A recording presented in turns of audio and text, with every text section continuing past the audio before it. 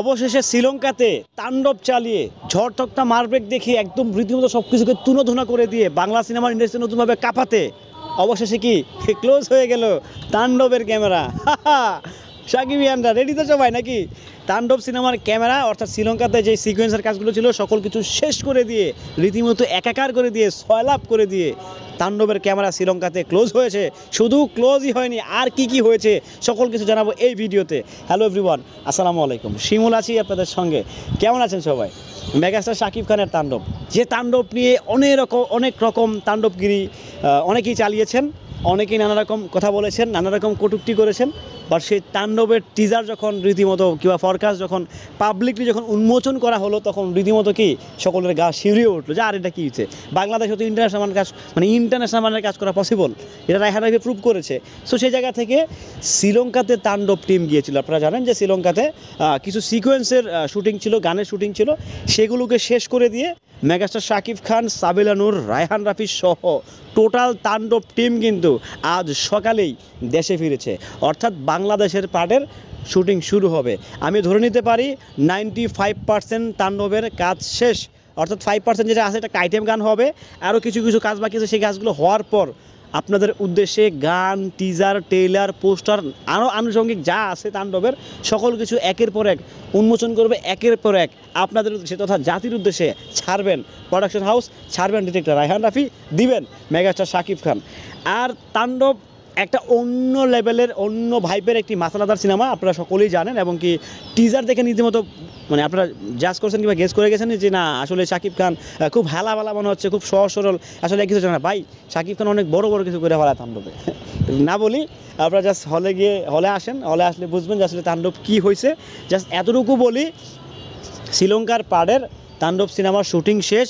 শাকিব খান সহ, সাবিলা নূর সহ যারা আছেন তাণ্ডব টিমের, তারা তো অনেকগুলো পার্টে গেছেন, পুরো টিমটাই বাংলাদেশে ফেরত আসছেন। আজকে অলরেডি ফেরত চলে আসছেন।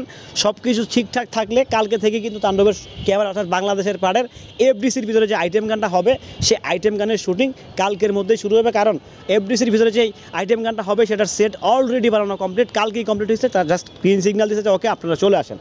খুব তড়িঘড়ি না, খুব ধীরগতিতেই শেষ করে তাণ্ডব সিনেমার শ্রীলঙ্কার পাড়ের যে পার্টটা ওইটা শেষ করে বাংলাদেশে ঢুকে পড়ে তাণ্ডব টিম। কালকেই মেবি হচ্ছে তাণ্ডবের আইটেম গানের শ্যুট হবে, যেই আইটেম গানের জন্য আপনারা খুব মুখিয়ে আছেন, খুব একদম ভুকিয়ে আছেন যে কেমন হতে পারে আইটেম গান। এই আইটেম গান নিয়েও নয় একটা ভিডিও দিব পরে রাতের বেলা যখন বাসায় যাব। বাট আপাতত এতটুকু নিশ্চিত থাকেন যে তাণ্ডব সিনেমার শ্রীলঙ্কার পার্টের শুটিং শেষ। রীতিমতো ভয়ঙ্কর লেভেলের ফাইট হয়েছে, রীতিমতো মানে ভয়ঙ্কর মানে কি এক্সট্রিম লেভেলের ফাইট হয়েছে ভাই, এক্সট্রিম লেভেলের মানে মারাত্মক লেভেলের ফাইট, যেটা হচ্ছে আপনার আসলে বাংলা সিনেমায় আমরা আসলে ওরকমভাবে চিন্তা ভাবনা করে নাকি এরকমভাবে কল্পনাও করে নেই যে বাংলা সিনেমা এরকম ফাইট থাকা উচিত। তিনটা ফাইট ডিরেক্ট একটা সিনেমাতে থাকলে সেটা কি হওয়া উচিত কিংবা সেটা কি হয় সেটা বুঝতে পারতেছেন তো আপনারা। সেটা নিশ্চয়ই আপনারা বুঝে গিয়েছেন, আর বোঝানোর কিছু নাই, বলারও কিছু নাই। জাস্ট এতটুকু বলবো, বৃক্ষ তোমার নাম কি, ফলে পরিচয়। তাণ্ডব আসছে, তাণ্ডব আসবে। যখন তাণ্ডব সিনেমা হল কিংবা সিনেপ্লেক্স কিংবা মাল্টিপ্লেক্সে রিলিজ করা হবে, তখন দেখবেন ভাই তাণ্ডবী ঝড়। অনেকেই বলছেন বরবাদকে ছাড়িয়ে যাবে। ভাই আমি বরবাদকে টোটালি আলাদা করে রাখতেছি।